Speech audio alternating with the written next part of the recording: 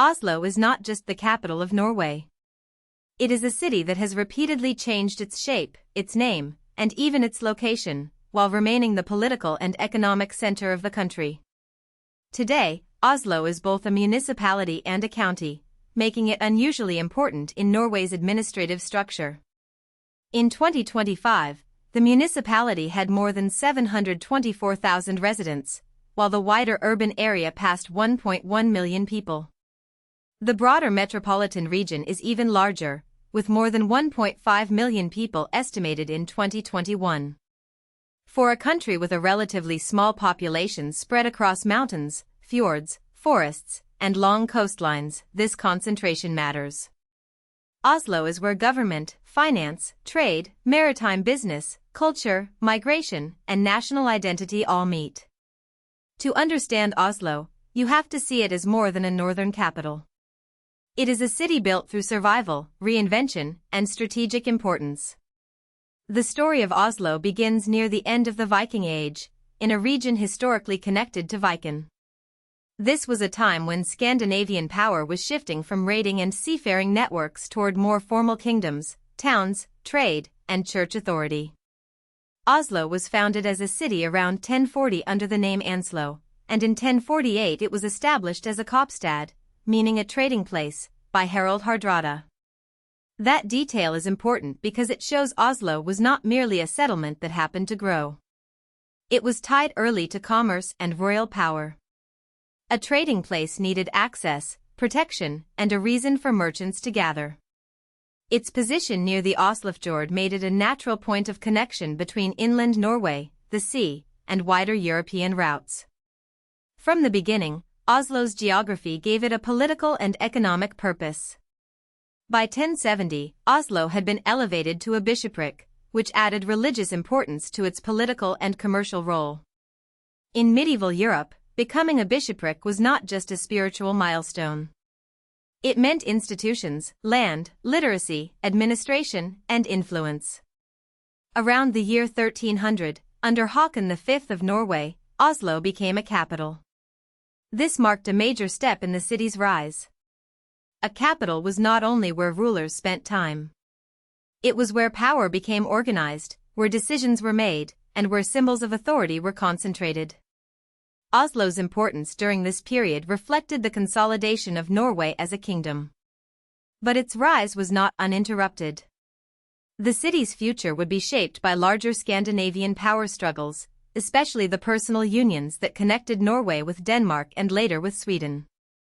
Oslo's influence declined during long periods of union with Denmark.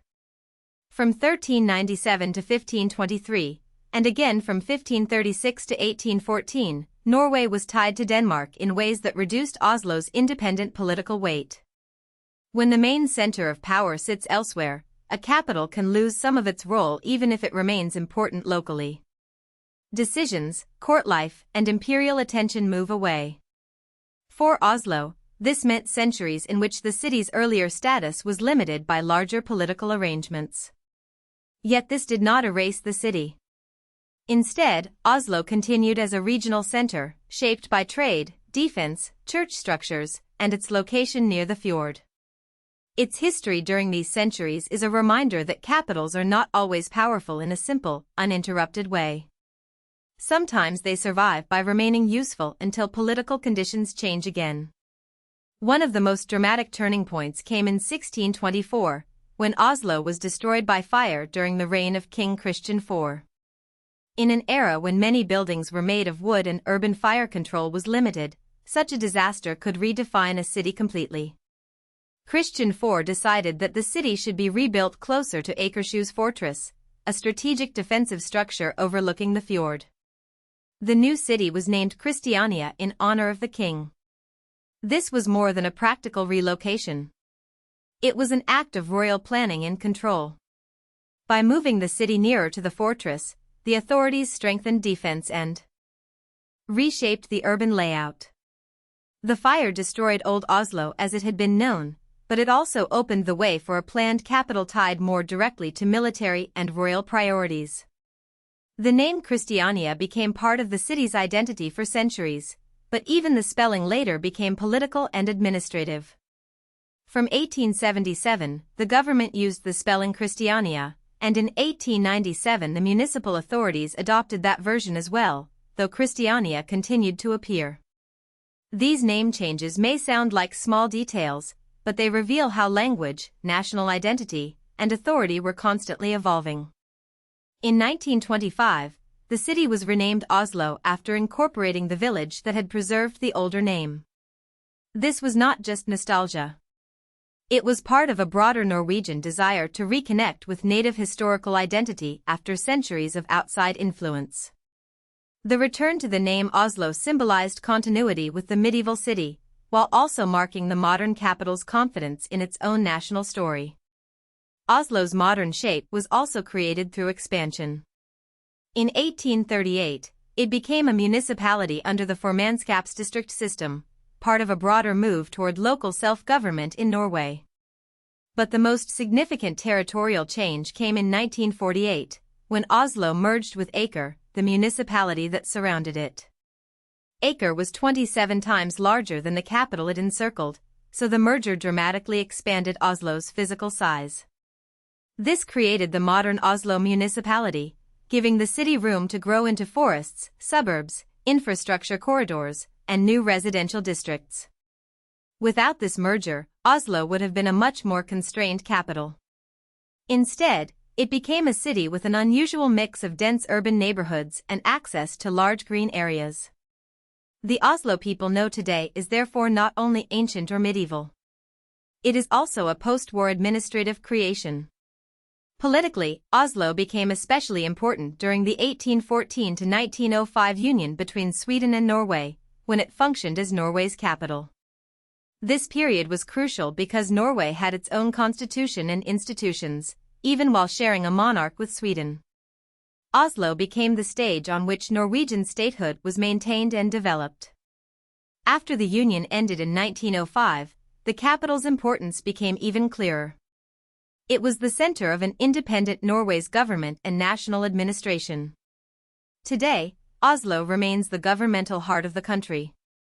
Ministries, national institutions, and political decision-making are concentrated there. This gives the city influence far beyond its population size.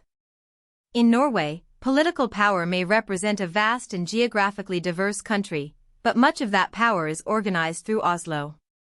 Oslo is also Norway's economic center. It is a hub for trade, banking, industry, and shipping. The maritime sector is especially important because Norway's economy has long been connected to the sea.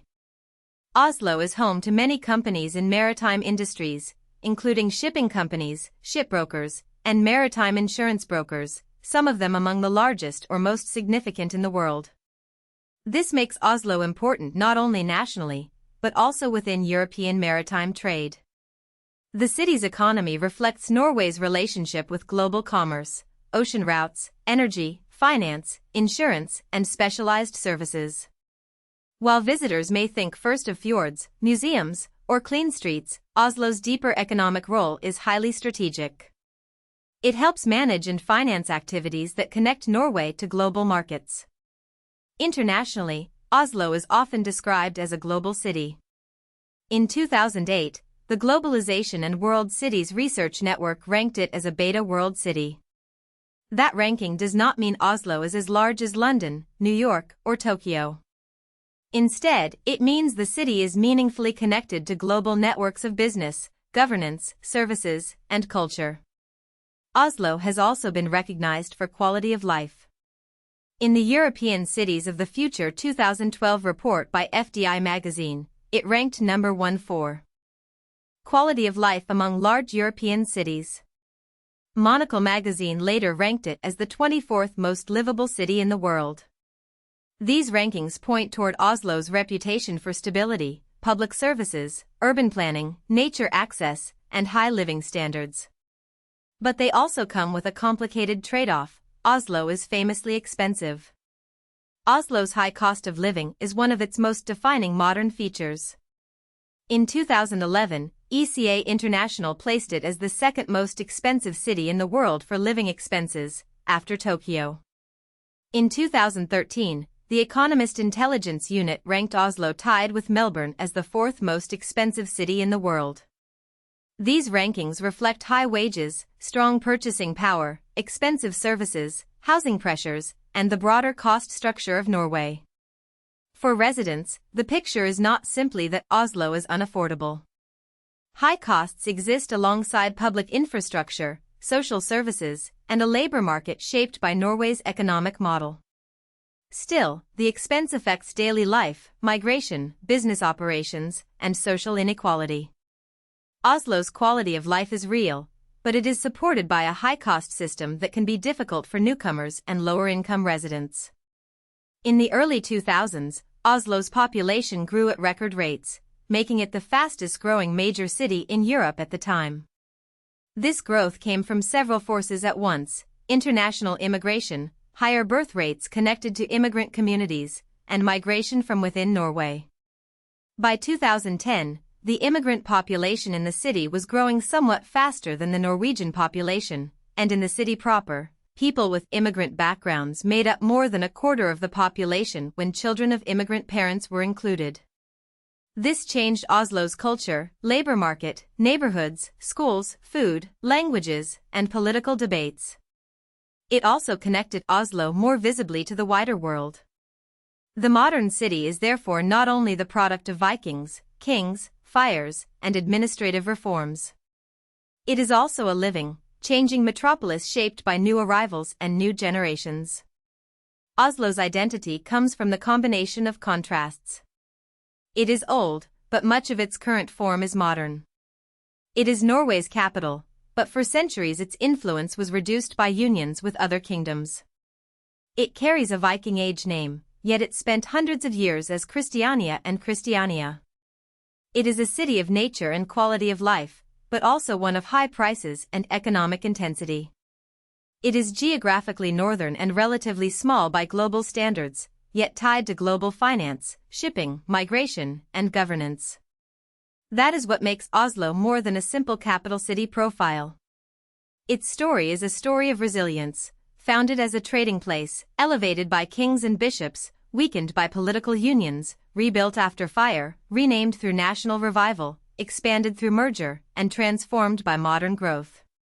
If you found this helpful, please like this video and subscribe for more explainers.